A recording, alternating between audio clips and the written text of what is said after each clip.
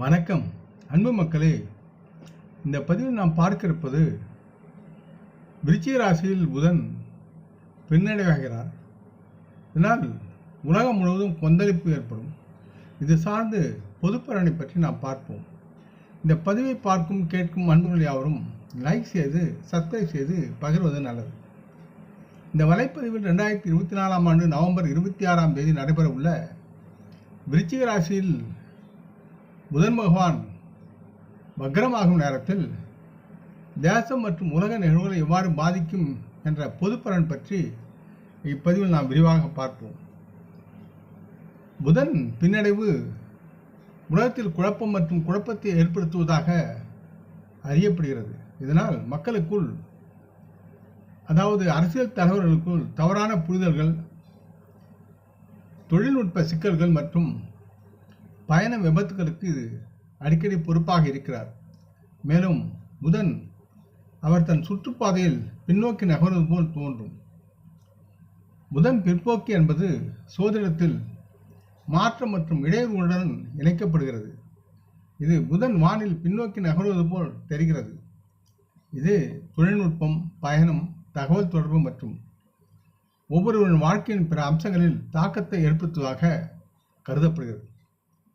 ஒவ்வொரு நிகழ்வுக்கும் இடையே 3 வார கால இடைவெளியுடன் புதன் ஒரு வருடத்திற்கு 3 முதல் 4 முறை பின்வாங்கி செயல்படுகிறார்.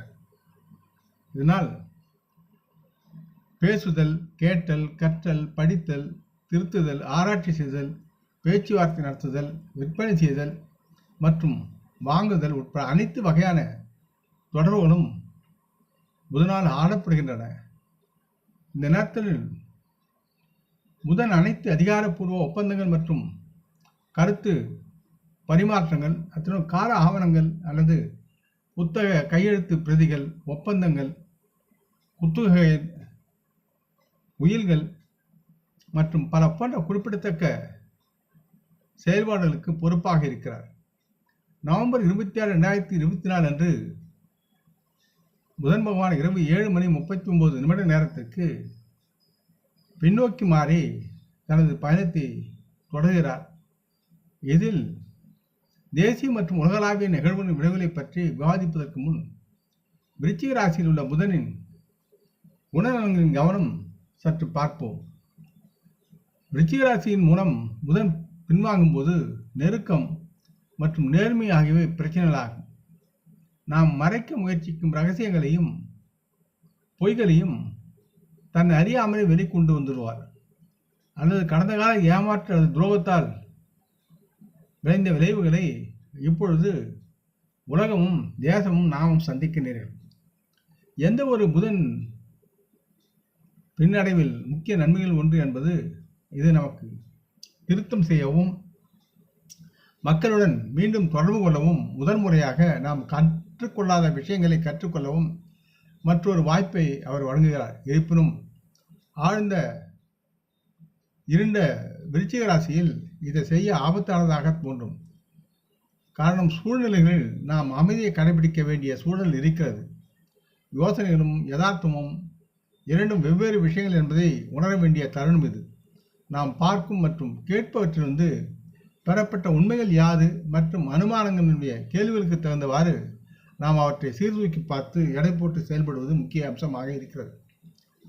விருச்சிக ராசியில் புதனுடன் பிறந்தவர்கள் மிகவும் உணர்ச்சி வசப்படுபவர்களாக இருக்கிறார்கள். உலகத்தை பற்றிய அவர்களின் ஆழ்ந்த கருத்து மற்றும் செயலாக்கத்தின் காரணமாக பதிலளிக்கப்படாத கேள்விகள் மற்றும் சந்தேகங்கள், அந்த சந்தேகங்களை நிராகரிப்பது இவர்களுக்கு கடினமாக இருக்கும். இவர்கள் விரல் நுனியில் உள்ள தகவல்கள் ஆரம்பம் மட்டுமே என்பதை இவர்களும் அறிவார்கள், கேட்பவரும் அறிவார்கள். மேலும் உண்மையான பதில்களை கண்டறிய நாம் இன்னும் அதிகமாக அந்த மக்களை பற்றி ஆராய வேண்டிய சூழல் இருக்கிறது. விருச்சிக ராசியில் புதன் பின்னடைவில் உலகளாவிய தாக்கங்கள் என்று பார்க்கும் பொழுது நிதி மற்றும் வணிகம், ஏற்றுமதி நிறுவன உரிமையாளர்கள் வெற்றிகரமாக தங்கள் செயல்பாடுகள் இருக்கலாம். இருப்பினும் வெளிநாடுகளிலிருந்து பணத்தை பெறுவதில் சில தாமதங்கள் ஏற்படும். சந்தேகத்திற்கிடமின்றி இந்தியாவிலும் வெளிநாட்டில் உள்ள கலைஞர்கள் மற்றும் படைப்பு வணிகர்களும் வணிக மந்த நிலையால் பாதிக்கப்படக்கூடிய சூழல் இருக்கிறது. காரணம் தவறான புரிதல்கள், மோசமான நிர்வாகம் மற்றும் மோசமான தொடர்பு ஆகியவை பெரிய வணிகங்கள் மற்றும் அவற்றின் செயல்பாடுகளில் பெரும் பாதிப்பை ஏற்படுத்தும். ஊக்கமளிக்கும் பேச்சாளர்கள், ஊடகங்கள் மற்றும் அரசாங்க தலைவர்கள் அவர்களின் புண்படுத்தும் பேச்சு கருத்துக்களுக்கு அரசாங்க பிரதிநிதிகள் மன்னிப்பு கேட்க வேண்டும் என்ற சூழல் இருக்கிறது, அல்லது அதன் சார்ந்த பின்விளைவுகளை சந்திக்க நேரிடும். சில வெளிநாடுகள் இந்தியாவிற்கு பிரச்சனை உருவாக்க முயற்சி செய்யக்கூடிய சூழலும் இருக்கிறது. அதே நேரத்தில் மெர்க்குரியை விருச்சிக ராசியில் எரிப்பது என்பது சரியான நேரம் அல்ல என்பதையும், அதை கவனமாக பரிசீலித்த பிறகு நாம் பதிலளிக்க வேண்டும் அல்லது தேவையான நடவடிக்கைகளை எடுக்க வேண்டும். ஒவ்வொரு காரியத்திலும் சிந்தனையும் அறிவு நுட்பத்துடனும் ஆழ்ந்த செயல்பாடுகளும் தேவைப்படுகிறது. அரசாங்க பிரதிநிதிகளும் அதிகாரிகளும் முதிர்ச்சியற்ற கருத்துக்களை வெளியிடுவதில் முன்வந்து நிற்பார்கள் அல்லது அது சார்ந்த அறிவிப்புகளை செய்வதாக நாம் கருதப்படலாம். இது சிக்கல்கள் அல்லது கருத்து வேறுபாடுகளை ஏற்படுத்தும் மக்களிடையே. பொது பிரமுகர்கள் மற்றும் உயர் பதவியுள்ள அதிகாரிகளும் பல்வேறு விஷயங்களில் கேள்வி கேட்கும்போது பொறுமையற்று கோபமாகவும் பதிலளிக்கக்கூடிய சூழல் இருக்கிறது. இது மக்களுக்கும் அவர்களுக்கும் இடையில் சிக்கல்களையும் தகராறுகளையும் ஏற்படுத்தக்கூடும். அதிகாரிகளின் சொல் தேர்வு காரணமாக தகவல் தொடர்பு தொடர்பான துறைகளில் உள்ள வல்லுநர்கள், பத்திரிகை மருத்துவர்கள், சிகிச்சை செய்யும் மருத்துவர்கள் போன்றவர்கள் செல்வாக்கு மிக்க நபர்களையும் அதிகாரிகளையும் இவ்வகையான வார்த்தைகள், சொல்கள் அவர்களை புண்படுத்தக்கூடும். அவர்கள் மனம் வேதனையில் ஆளும். மக்களும் இதை கண்டு துன்புறுவார்கள். இந்த காலகட்டத்தில் ஆலோசகர்கள் மற்றும் ஊக்கமளிக்கும் பேச்சாளர்கள் சிக்கலை சந்திக்கலாம். காரணம், அவனுடைய வார்த்தைகளும் மாறி உரிக்கக்கூடிய சூழல் இருக்கிறது. அவர்களிடம் முறையான தகவல் தொடர்பு இல்லாமல் சூழலுக்கு தகுந்தவாறு பேசி தங்களையே தாழ்த்திக் கொள்வார்கள். விருச்சிக ராசியில் புதன் பகவான் பின்னடைவில் பங்கு சந்தையின் தன்மையை பார்க்கும்போது புதன் செவ்வாய் ஆட்சி செய்யும் விருச்சிக ராசியில் இருப்பதால் நவம்பர் 26, 2024 அன்று வக்ர நிலைக்கு செயல்படுகிறார். இந்த பின்னடைவு காரணமாக புதன் சந்தேகத்திற்கிடமின்றி அதன் முழு திறமையை அடைய முடியாது.